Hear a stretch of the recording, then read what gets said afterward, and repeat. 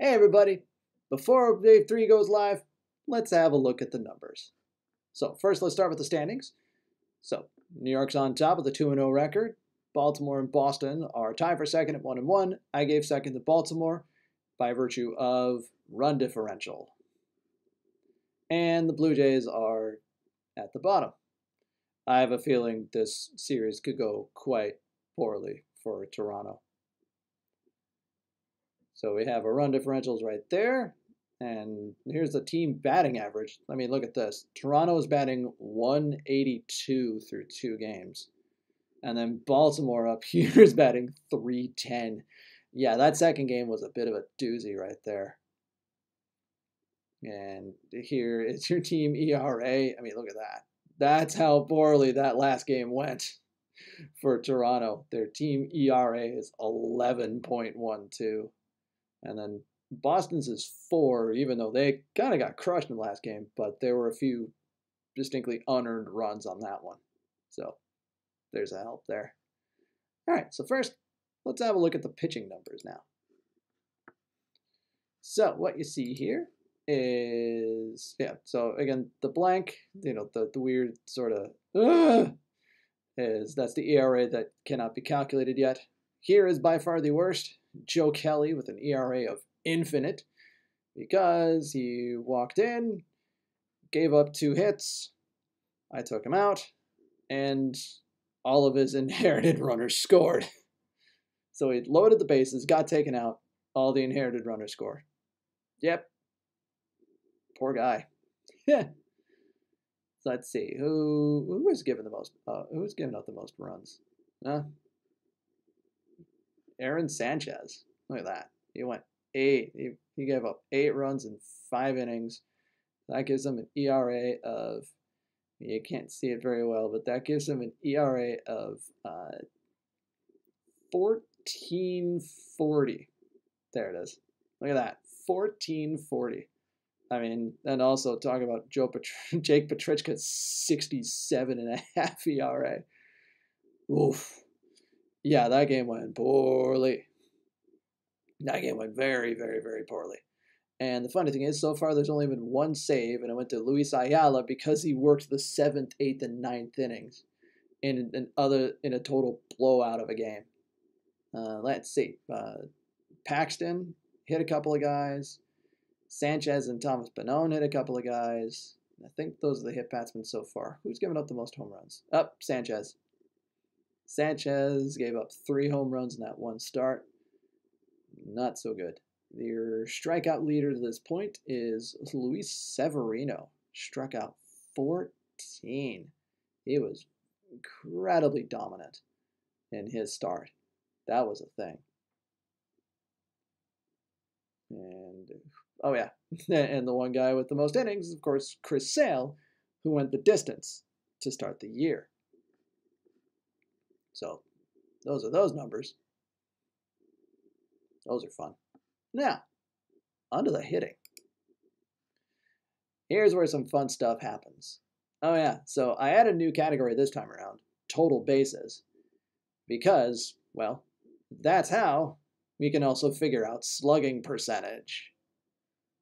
Because again, for those of you who don't know, I mean, I'm assuming the vast majority of you who watch my channel know how to calculate this.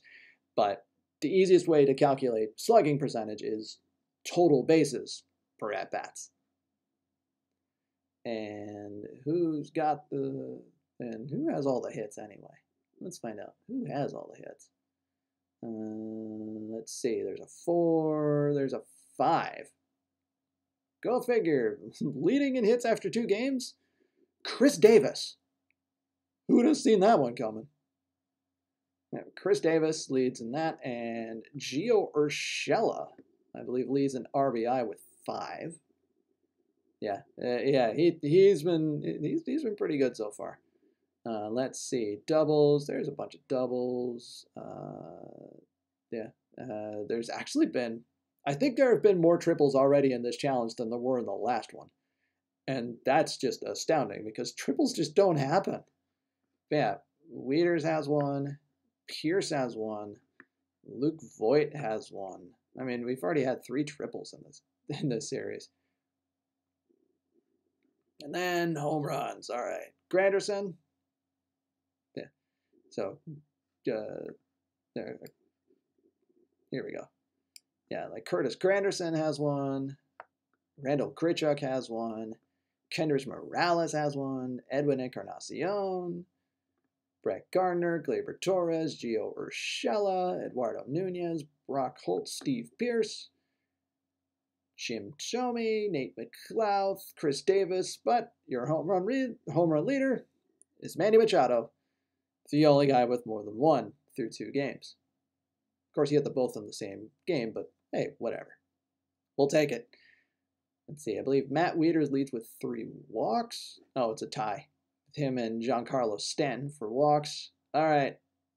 Strikeouts. We need to look. Who's got all the strikeouts? No, I don't think it's any of you guys. There's 4 with Mookie Betts, which that's just, yeah, it's Mookie Betts. Mookie Betts leads with 4 strikeouts. Go figure. Again, the little exclamations are for guys who don't have any statistics yet, but they're here because I know they're playing in the next game. All right, the slash marks. Here we go. This will be the fun one. Yeah, Mike Tauchman has for a batting average and a 1,000 on base percentage.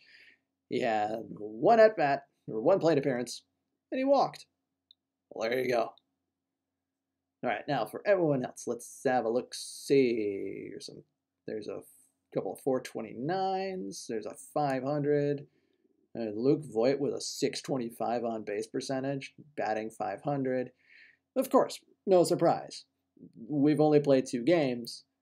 Yeah, these numbers are going to be weird and super skewed. And actually, I've already played the 3rd day, and it's going to get even worse.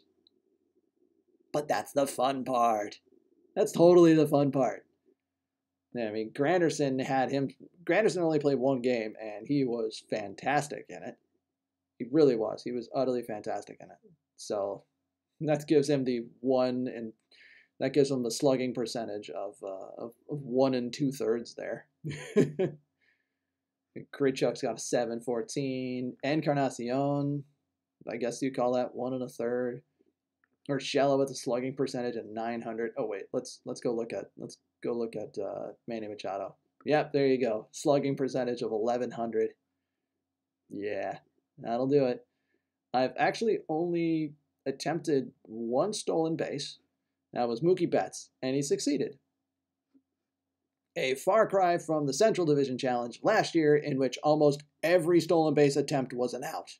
Like, almost every single one of them. I don't know what that was about. But, like, they were all outs. And there's a couple of errors. There's that. Yeah, there's that. Benintendi. Andino had 2. Machado had 1. I think we've also had more passed balls in this tournament than we did in the Central Division Challenge. There was 1 before, and there was 1 in day 3 as well.